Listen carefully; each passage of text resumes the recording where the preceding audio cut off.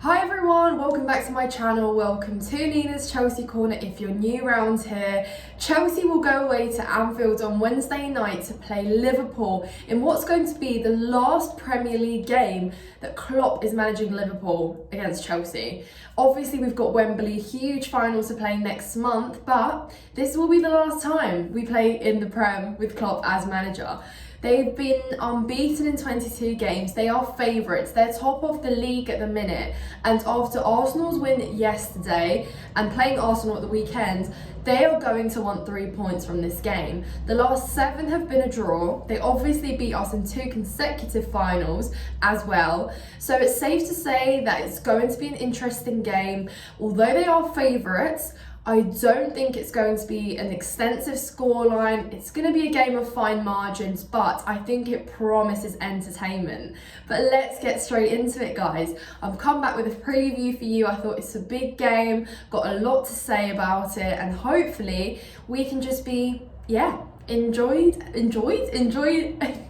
Entertained, guys, entertained. But if you haven't subscribed to my channel, please do so. Hit the like button on this video and comment your thoughts as I go through mine.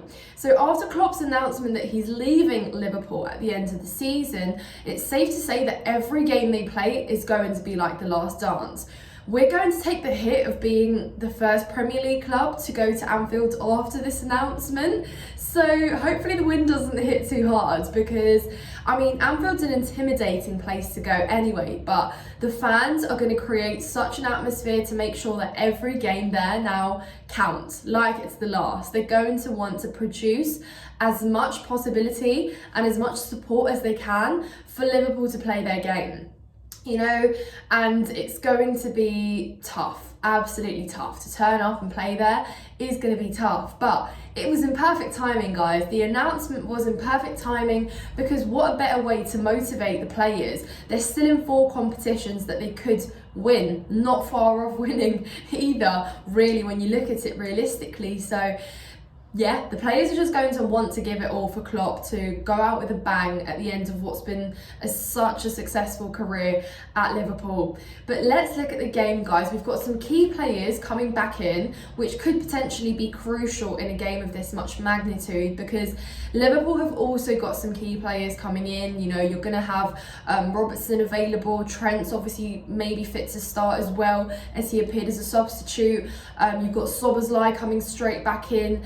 You've got Jota, who's in really good form, scoring goals in obviously Salah's absence. You've got Nunez, who has been picking up form. So they have a lot of intensity, a lot of threat, and we're going to need to counter that, right? So let's look at who we've got available. I said this, I think if we've not got fullbacks for this game, we're already at a disadvantage because of how much pace they have on the wings, because of their technical ability to basically pass through and take on fullbacks one-on-one. I said we absolutely do need someone like Ben Chilwell in this game and someone potentially like Malo Gusto. But that is a question mark. Although Pochettino did say he is available for this game, I don't know whether it's going to be too risky to start Gusto in a game of this much magnitude. I don't know if it's going to make sense fitness-wise, but you never know. You never know. If he's available, then who knows? He could be fit to start. And I think having 2 fullbacks instantly will make a difference. Otherwise, it's going to probably be Disasi, who actually scored his debut goal in the first fixture, which was Chelsea versus Liverpool at Stamford Bridge, 1-1 draw. And so it could probably be him, because nobody else really is going to play a right back. I think Alfie Gilchrist absolutely shouldn't. No disrespect to the kid, he's talented, but this game is just going to be too challenging for him to be there in that role.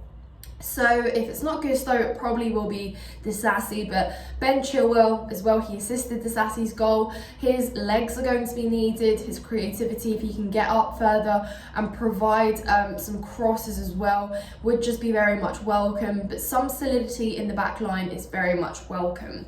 That being said, I think Thiago Silva pairs up with Badiashile in the centre-back pair. Obviously, Levi Colwill is still supposedly a question mark in terms of his fitness. I don't think he plays, don't think he features. Badiashile has looked a little bit shaky at times, but I also completely trust him alongside Thiago Silva because I think aerially he's dominant. You're going to need that against Liverpool, any height you can get, and of course he provides that. We know that Liverpool can be very dangerous on set pieces. We're not very good at defending set pieces, so you need all the height and physicality in the box you can get. So I think that's the back line. I think moving into midfield, we don't see anything different from what we have so far. Caicedo and Enzo obviously have been finding their feet together. They've been forming this partnership. They've been under a lot of scrutiny. Caicedo has looked good, in my opinion, in the last few games. I think he's got so much to show, so much to prove. And obviously Klopp wanted him last summer. So maybe this just gives him a little bit more, a bit more drive to prove himself, to show that he can be crucial in big games and make an impact, not just in the cup games that we've played recently, because it's time for him to show exactly why we brought him in. Enzo, the only thing I worry with Enzo is he has been playing a lot of games and sometimes he just does look a little bit run down, but he was absolutely putting in shifts in the recent weeks, so I think he should also go onto the pitch with his head held high and just replicate that, provide us with longer ranges of passes, have more intensity, be quicker on the half turns as well to release the ball, to know exactly what decision is being made, because again, midfield is where you can lose a game against Liverpool too, so we need to be on it. Moving further up the pitch, Conor Gallagher obviously is a big speculation at the minute with whether he's leaving just ahead of transfer deadline day or whether he's staying. I think tomorrow will be very indicative of that, because tonight will be very indicative of that, because if he's not in the squad, then that probably basically informs us that he probably will be going. But that is also very it's a very small time gap, isn't it? It's a very small time frame for business that big to be conducted. So I also don't know, but if he's not being sold, he's definitely going to be starting. Anfield, you've got a big pitch, lots of space. He's going to want legs. Pochettino has obviously been favouriting him and this whole time, so I don't see how he leaves him out, leaves his most important and favourite player out in the biggest game of the year so far today. So I think Gallagher probably does start, and yeah, he will start in midfield, which means that Palmer, I think, starts as a winger because he just won't be played as a number 10. I think Palmer starts on the wing, and I'd much rather he started on the wing as opposed to a false 9. I don't want to see any false 9 business against Liverpool, because we are already decreasing our chances significantly if we do play. It's no coincidence that Palmer has had some of his least powerful games and has been the least impactful in games where he has been played as a false 9. So I just don't think that we should be gambling with that and playing him out of position where he's not going to be as effective. So for me, he starts on a wing, and I think Raheem Sterling starts on the other flank, because we're going to need that senior sort of player. We're going to need that pace, taking on the players and causing some problems, hopefully. Because one thing about Sterling is, yes, he's so hit and miss, but if he's having a good day, he is bound to deliver. So hopefully he can have a good day today, because he plays well against Man City, one of his best games. So if he can continue to replicate that and turn up in the bigger games where it does count most, then hopefully he can actually produce something. His pace is going to be much welcome, his dribbling, his technicality on the ball, but I also don't want to see him over dribbling it too much and not making that final pass or that decision lacking, because he can also just as easily be effective, be ineffective. So please, Raheem, I hope it is your day today. So I think that kind of spreads out the most threat in terms of Palmer and Sterling have been up there with the numbers, with the goals and the assists this season. Palmer's obviously been our key player, so yeah, for that reason he absolutely will start. So who do we put up top? Obviously, I just absolutely think, although our strikers have not been as potent and as lethal, as prolific as we might have liked, it still calls for a striker to be needed in this game.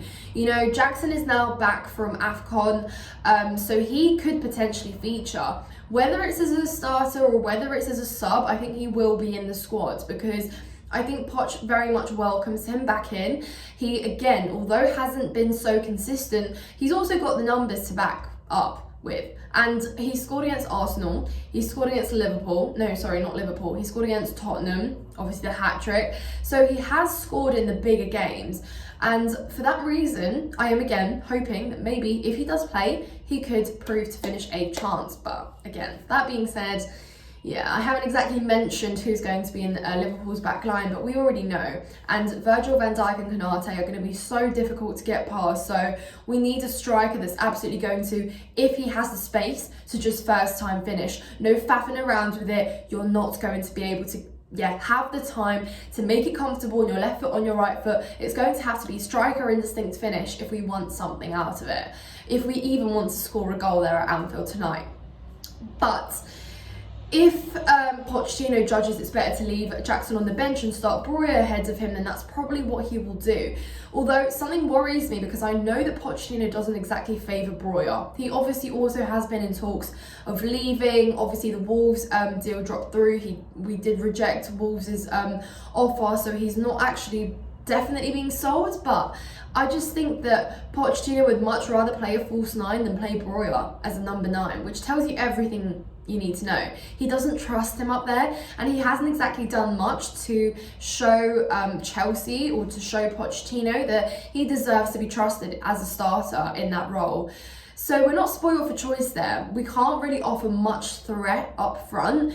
Obviously Christopher Nkunku is also available, but I don't think he's going to start. I think he will feature, and I'd rather him feature as a number 10 and as a playmaker than a false 9 or a striker, because I just don't think he's also going to be so effective there. It's his first game back. Surely you're not going to give him that challenge to have to deal with that. So yeah, it's going to be interesting. Let me know who you guys think will start up top for us against Liverpool in the comments down below.